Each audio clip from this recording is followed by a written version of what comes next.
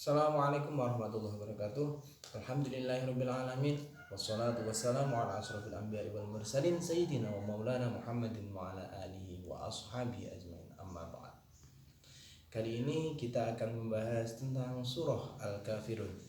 Sebelum kita lanjutkan, kita dengarkan bacaan surah Al-Kafirun. A'udzu billahi minasy syaithanir rajim. Bismillahirrahmanirrahim.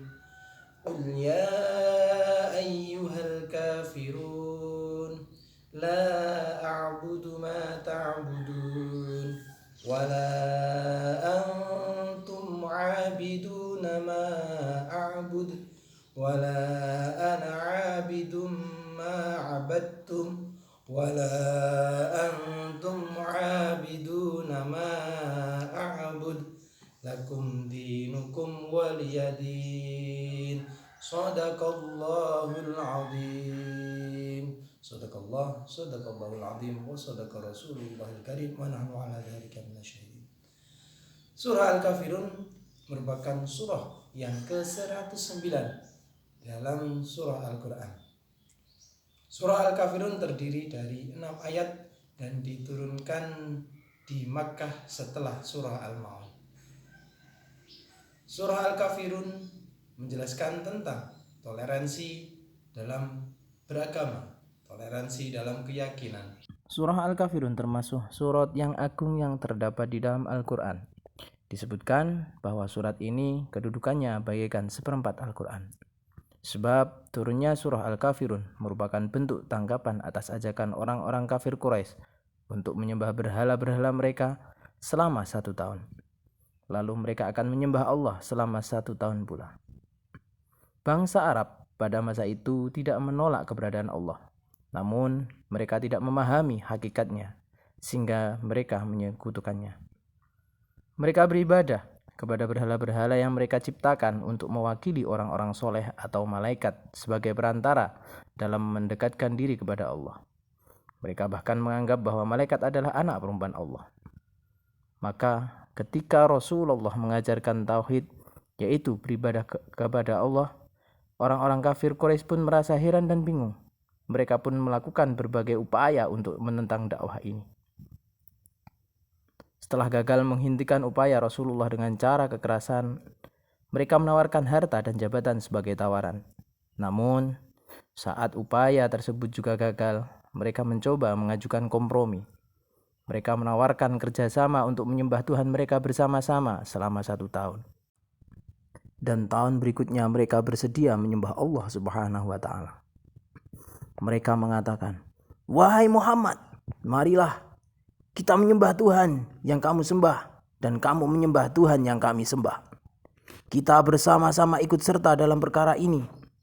Jika ternyata agamamu lebih baik dari agama kami telah ikut serta dan mengambil keuntungan kami dalam agamamu. Jika ternyata agama kami lebih baik dari agamamu, kamu telah ikut serta dan mengambil keuntunganmu dalam agama kami." Sebagai tanggapan atas tawaran yang tidak masuk akal tersebut, Allah menurunkan surah Al-Kafirun sebagai jawaban tegas bahwa Rasulullah dan pengikutnya terlepas diri dari agama mereka. Pesan yang terkandung dalam surah Al-Kafirun secara umum dapat dilihat dari makna dari nama surah tersebut. Surah Al-Kafirun dinamakan demikian karena di dalamnya Allah Subhanahu wa Ta'ala berpesan kepada orang-orang kafir bahwa perbuatan ingkar yang mereka lakukan akan mendapat balasan. Dari keterangan asbabun nuzul di atas dapat kita ambil hikmah atau pesan yang terkandung dalam surah Al-Kafirun.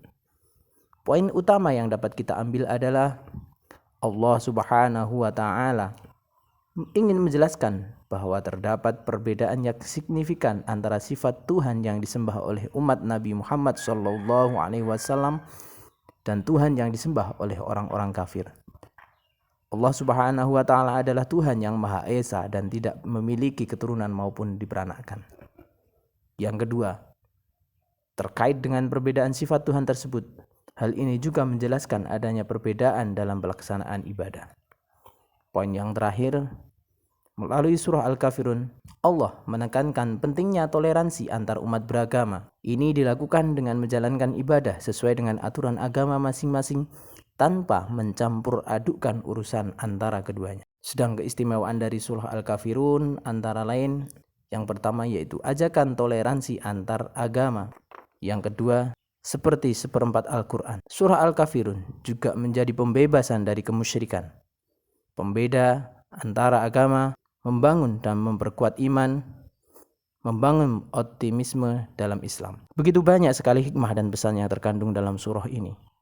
Semoga kita semua selalu mendapatkan hidayah dan lindungan dari Allah Subhanahu wa Ta'ala, serta ditetapkan iman dan Islam kita.